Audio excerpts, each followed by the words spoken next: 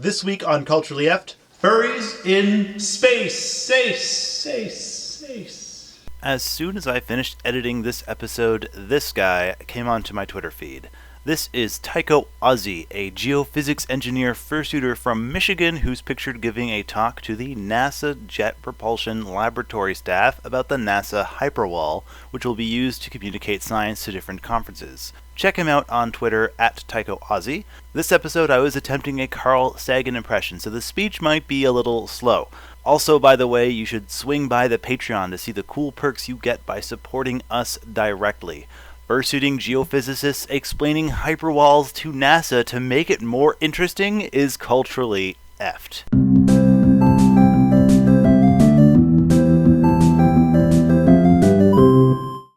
If you were born between November 22nd and December 22nd, then you might associate your birth date with the constellation Sagittarius.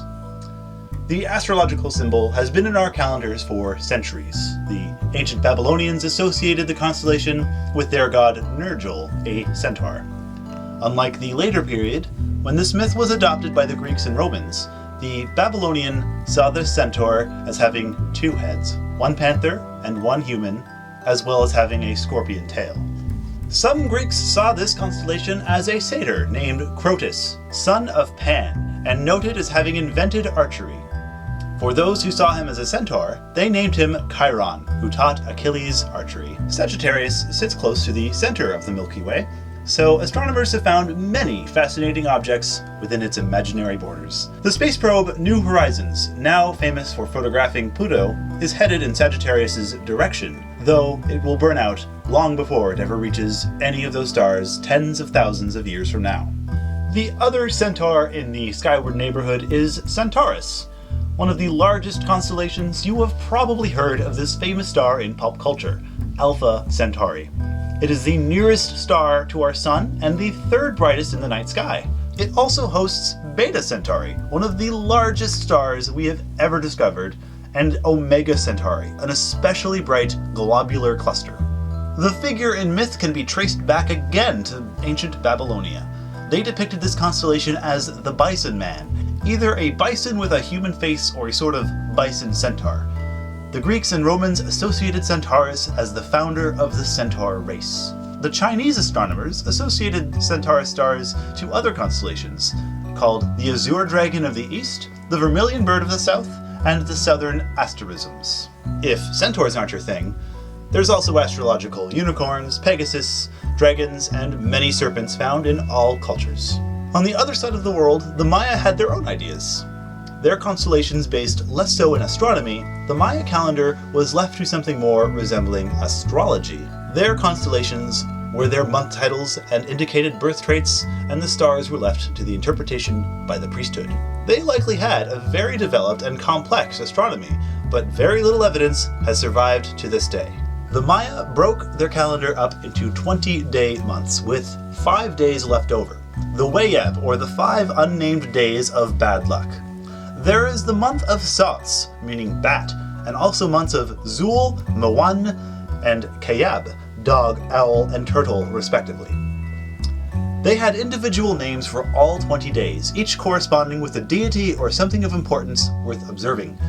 The following are just a handful. There's Imix, meaning crocodile, the reptilian body of the earth.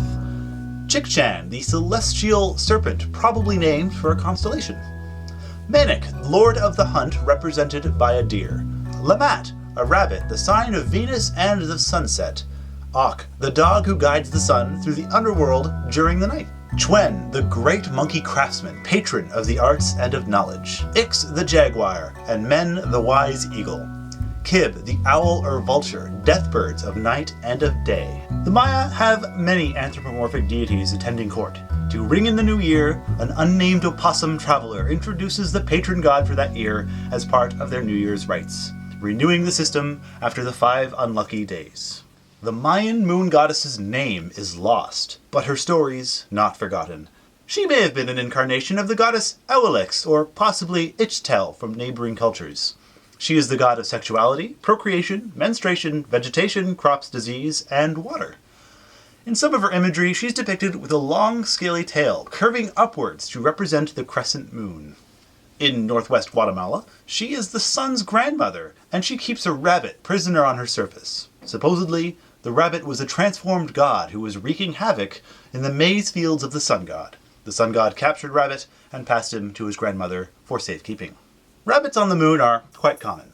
In East Asia, there is a Buddhist myth of a rabbit who had to give an offering to a starving old man, later revealed to be a god, but could only offer its own body. It was rewarded for its courage by being projected onto the moon in smoke. The Cree tell a story of the rabbit wishing to ride the moon and enlists the help of a crane to help them. The crane stretches its legs and got rabbit's blood on its head, features which all cranes carry to this day. The rabbit, at least, still rides on the moon's surface. In 1969, on their way to be the first people to land on the moon, astronaut Michael Collins of Apollo 11 was instructed by Houston to keep an eye out for a 4,000-year-old girl holding her pet rabbit. As mentioned in our episode on tricksters, Brer Rabbit was mentioned by astronaut John Young on Apollo 16, who posited that he was the rabbit landing in his briar patch. China has since put a literal rabbit on the moon, naming its lunar rover Yutu the Jade Rabbit. It landed on the surface on the 14th of December, 2013. In 1996, the Italian Space Agency began constructing the first of 3 modules for the International Space Station. Their purpose was to facilitate cargo and the docking of the space shuttle. The Multi-Purpose Logistics Module were named for great Italian creators from the Renaissance. You know where this is going. Leonardo, Raffaello, and Donatello. The final of these were sent to the Kennedy Space Center in 2001. As with most of NASA's missions, a mission-specific patch was made for the crew installing the modules. Not to leave anyone out, pictured is a Ninja Turtle, possibly Michelangelo, inspired by the names of the modules. In the summer of 2003, NASA launched Mars Exploration Rover missions, you may know as the rovers Spirit and Opportunity. The launch patches given to the engineers depicted Marvin the Martian and Duck Dodgers, a persona of Daffy Duck. Quote, "It is exciting that our characters, which for so many years have been associated with space adventures in the animated world, should now have a chance to become part of a real and important space exploration," close quote, said Jordan Solito, Executive Vice President of Worldwide Marketing for Warner Brothers Consumer Products. If you prefer to look into the future, countless science fiction authors have written on anthropomorphic animals to come. Some of them are hyper-evolved terrestrial creatures, others are animals given the description of their earthly counterparts. There is Summer Hill, which takes a mysterious, time-bending anthro-German shepherd onto an intergalactic cruise ship. Or there are the works of Mary E. Lode, who has a series entitled Otters in Space. Self-described as a science fiction Redwall, she also has collections of short sci-fi. Let us know what your favorite anthropomorphic science fiction is down in the comments. And thanks for watching. I have been your host, RK. RK out! The universe is like an expanding muffin. The chocolate chips are the galaxies melting in their crummy goodness. The cranberries and other things represent the stars and life, evolving to become a delicious orchestra of a breakfast snack. Culturally F this week was brought to you by these fluffy people and by our sponsors on Patreon. If you like what we do here, the best thing you can do for us is subscribe and share with your friends. If you want to support us in a more tangible way, we have a donate button at the top of our YouTube page and also a Patreon, where patrons get cool perks like priority episode suggestion and early access to our side series all about furries and sex, called Culturally After Dark. If you have an idea for a future episode topic, you can find us online at Culturally Eft on Twitter, Tumblr, Facebook, Furfinity, and Weasel. I have been your host, RK, and thanks for watching.